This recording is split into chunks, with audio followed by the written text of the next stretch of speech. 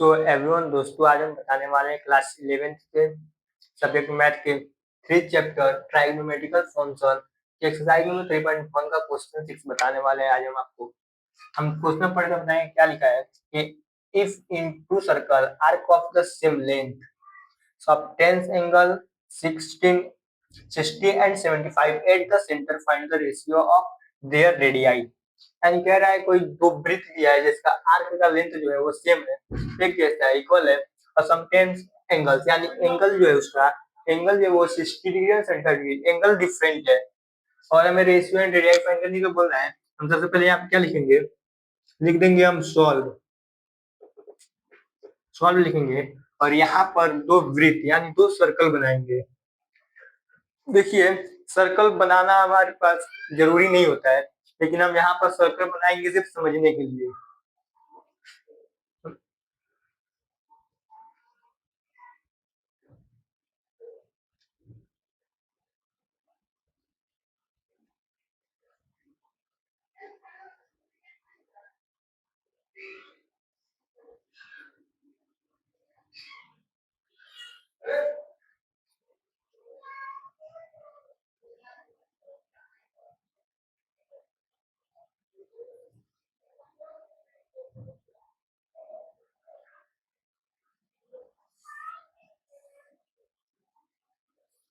यहाँ पर देखेंगे ये एंगल, एक वृत्त जो होगा, एक सर्कल जो होगा वो बड़ा होगा,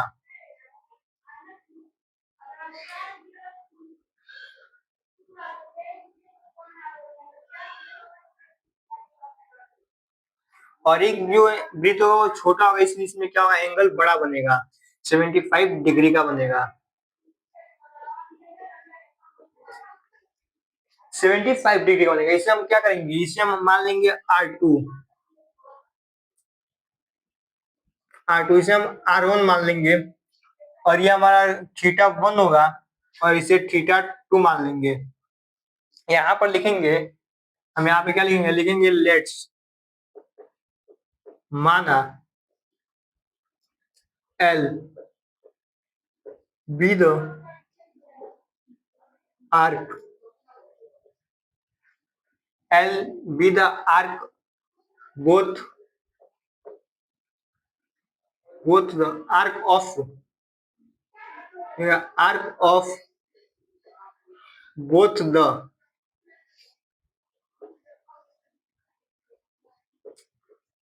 सर्कल, ठीक है। अब हम देखेंगे, यहाँ पर दिया है हमारा 60 डिग्री। 60 डिग्री हमारा क्या होता है, 60 डिग्री को हम लिख सकते हैं π/3। अब बोलोगे सर ये π/3 कहाँ से आया, हम बताते चले आपको कि 1 डिग्री इक्वल टू π/180 डिग्री होता है, और 1 रेडियन इक्वल टू 180/π होता है। हम देखेंगे अगर 60 डिग्री हमें निकालना हो तो हम इसमें π/180 डिग्री में 60 से मल्टीप्लाई कर देंगे, अब शून्य से देखेंगे शून्य कट जाएगा, और 6 से 18 3 टाइम्स कटेगा, हमारा 60 डिग्री का π/3 आएगा। ऐसे हम 75 का भी निकाल लेंगे, तो π/180 डिग्री से हम 75 डिग्री को मल्टीप्लाई कर देंगे। देखेंगे ये 5 से 15 टाइम्स में कट रहा है, और 180 36 टाइम्स में कट रहा है। अब देखेंगे ये कट रहा है फिर से, ये फिर से कट रहा है, ये 3 से 5 टाइम्स में कट रहा है, और ये 3 से 12 टाइम्स में कट रहा है, यानी हमारा 75 डिग्री का 5π/12 आ रहा है। हम क्या करेंगे, अब इसे इरेज कर लेते हैं, इसे लिखेंगे θ60 डिग्री इक्वल टू π/3, और इसे लिखेंगे θ75 डिग्री इक्वल टू 5π/12। अब हम यहाँ पे लिखते हैं नाउ, अब लिखेंगे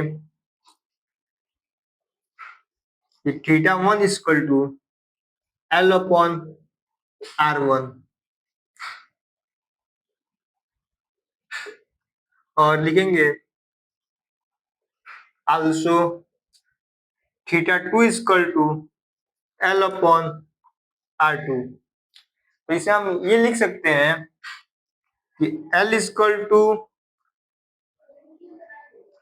R1 upon L equal to R1 θ1 और यहां लिख सकते हैं L इक्वल टू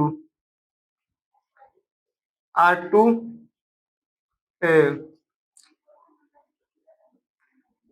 R2 कामा θ2 लिख सकते हैं।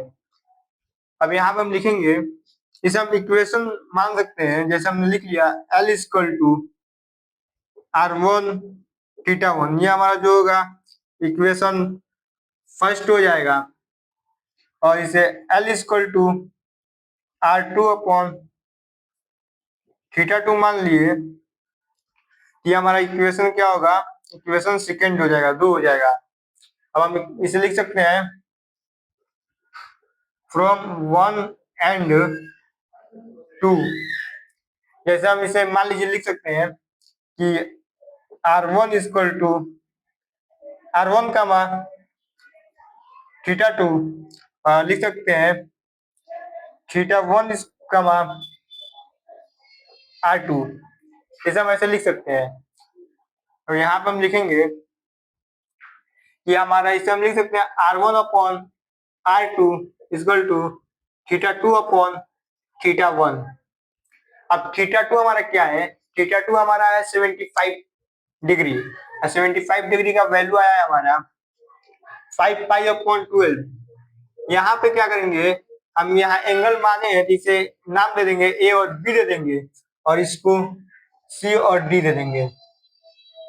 देखेंगे कि θ2 जो है हमारा 5 पाई अपॉन 12 है, हम लिखेंगे R1 upon R2 equal to 5 pi upon 12 और θ1 हमारा है 60 डिग्री, तो θ1 हमारा है 5 अपॉन 3, इसे हम 5 पाई अपॉन 3 लिख लेंगे। ये हमारे डिवाइड में इसे लाएंगे इधर तो मल्टीप्लाई हो जाएगा, तो हमारा होगा R1 upon R2 equal to 5 pi upon 12 into 3 upon pi, इसे हम 3 से 12 में मल्टीप्लाई करेंगे तो 4 टाइम्स में कट जाएगा और पाई से पाई कैंसिल हो जाएगा, तो हमारा क्या यहाँ पे बचेगा, यहाँ बचेगा R1 upon R2 equal to 5 upon 4। हमारा यहाँ पर R1 upon R2 equal to 5 upon 4 बचेगा, ये हमारा क्या होगा,